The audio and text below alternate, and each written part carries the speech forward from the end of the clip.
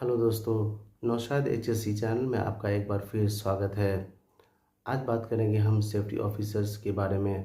Safety officer जब interview देने के लिए जाते हैं तो इंटरव्यू में किस तरीके से सवाल पूछे जाएंगे, आपके सामने सवाल होंगे, उसके बारे में बात करेंगे हम। तो इससे पहले अगर मेरे चैनल पे आप नए हैं तो मेरे चैनल को लाइक करें, शेयर करें, सब्सक्राइब करें और बेल आइकन की घंटी दबाना ना भूलें ताकि आने वाली वीडियो की नोटिफिकेशन आप तक पहुंचती रहे। और वीडियो को अंत तक पूरा देखें। और वीडियो में अगर आपको कुछ सवाल अगर पूछने की अगर इच्छा हो, आपके मन में कोई सवाल हो तो हमें कमेंट ज़रूर करें, हम आपके सवालों का जवाब ज़रूर देंगे। तो चलिए वीडियो स्टार्ट करते हैं। सबसे पहले एज ए सेफ्टी ऑफिसर्स आप इंटरव्यू देने के लिए जा रहे हो तो आपको जानना बहुत ज़रूरी होता है कि मैं इंटरव्यू देने के लिए जा रहा हूँ तो किस कंपनी के लिए जा रहा हूँ।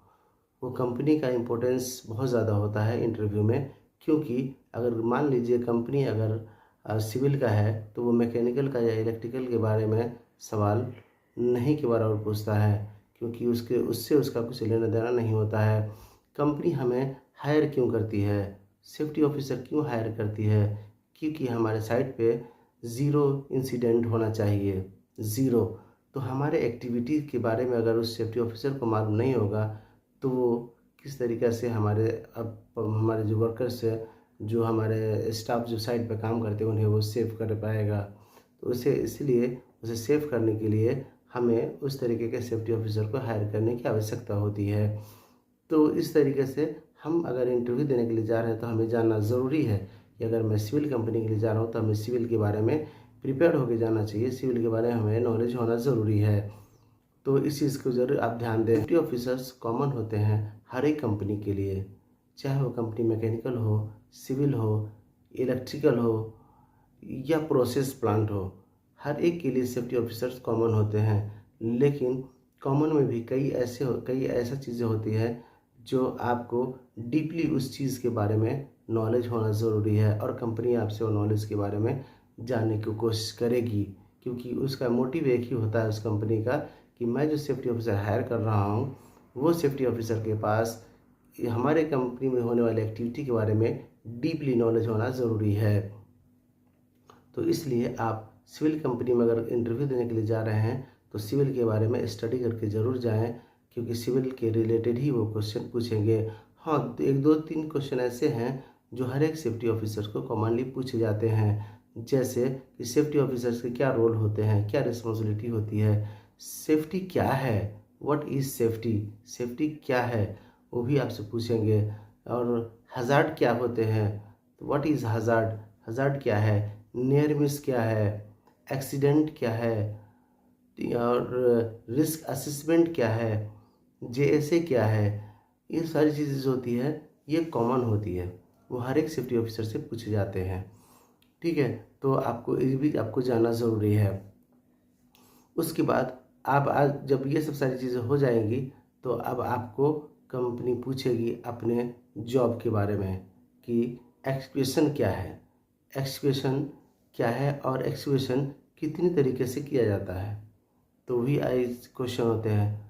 उसके बाद आपको पूछेगी कि एक्सप्रेशन के अंदर में हमारा जो एक्सप्रेशन किया जा रहा है उसके अंदर में क्या क्या हज़ार्ड होते हैं, तो उसे हम किस तरीके से रोकथाम कर सकते हैं, सेफली काम कर सकते हैं, उसके सेफ्टी मेजर्स क्या हैं, उसके प्रिकॉशंस क्या हैं।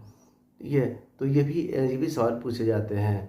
उसके बाद हमारे जो एक्सप्रेशन होते हैं, तो एक्सप्रेशन जो हमारे जहाँ पे करते हैं तो एक्सप्रेशन करने के वक्त हमारे जो एज प्रोटेक्शन हम लोग लगाते हैं, एक्सप्रेशन के लिए एज प्रोटेक्शन की आवश्यकता होती है।